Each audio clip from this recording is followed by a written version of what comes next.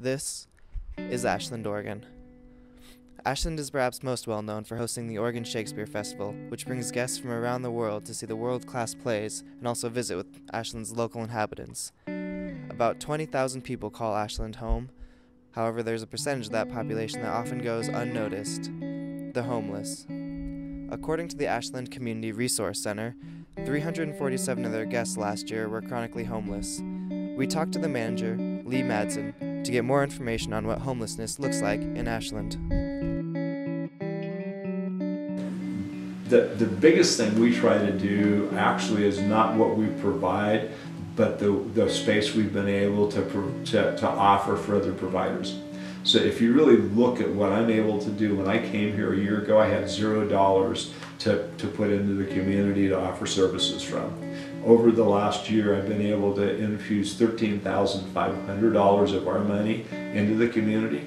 So if somebody comes in here, there's huge barriers to becoming integrated. One of them is IDs. So we know how to get IDs. Another one is telephones. We know how to get telephones. So as of the 1-year anniversary, we'd served 600 unique individuals. We'd had 3,600 sign-ins at the front desk. So obviously many people come in multiple times, and we've provided over 1,800 impactful services for those guests. People who claim to be homeless, and it's not like claiming to be rich or beautiful. Saying that you're homeless is not a mark of pride, it's a mark for many of shame. So for that many people to say, I am homeless, and come in here, it's astounding that there's that many people that we've been able to serve. So since we've been open, we've had 32 families. Now that could be a single person or it could be a family of 7. We've had 32 of our guests that have found housing as a direct result of working through us. I came through Ashland as a homeless person with the intention of settling in. And after a series of like chronic homelessness, I guess is what it would be called, my family and I had essentially fallen through the system. You know, I mean, the challenges of being homeless with children are insurmountable. I'm sure you can imagine.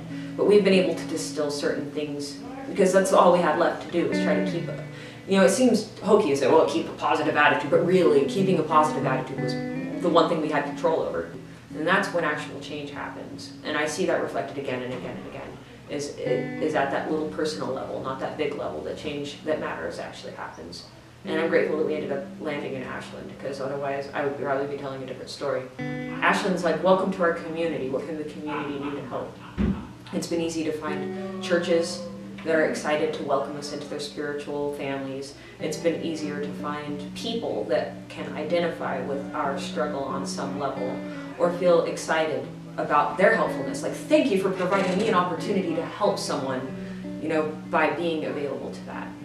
I don't get that other places. This is pretty special.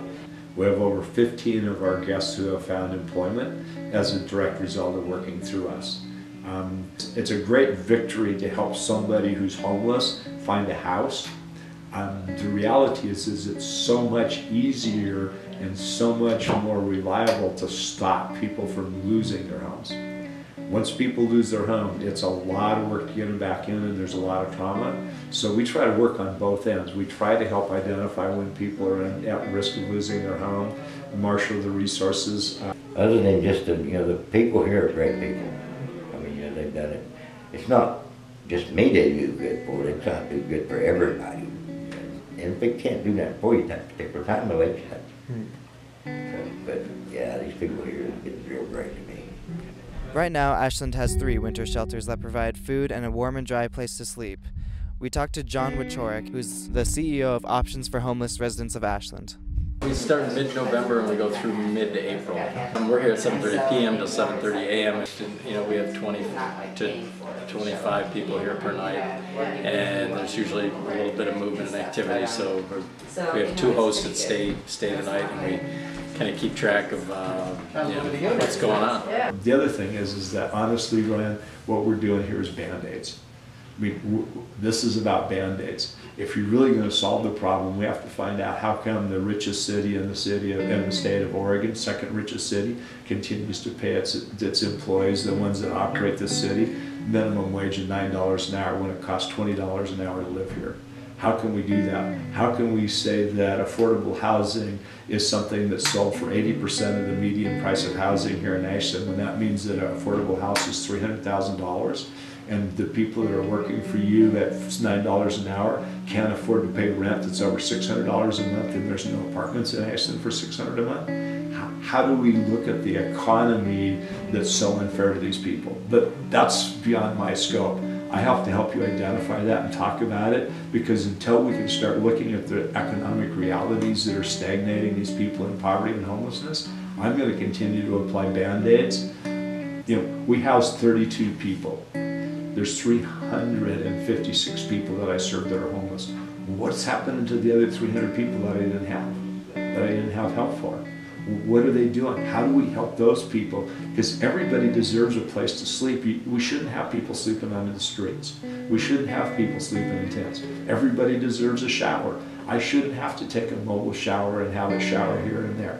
They deserve those things. So how do we solve those systemic issues? And I'm not afraid to keep doing Band-Aids. I just want somebody to help me figure out how to solve the real problem. Let's not just keep covering it up. Let's don't, move the homeless people to the edge of town and out. Let's find out, how do we eliminate homelessness? How do we give people the treatment they deserve, the homes and the showers and the food that they deserve?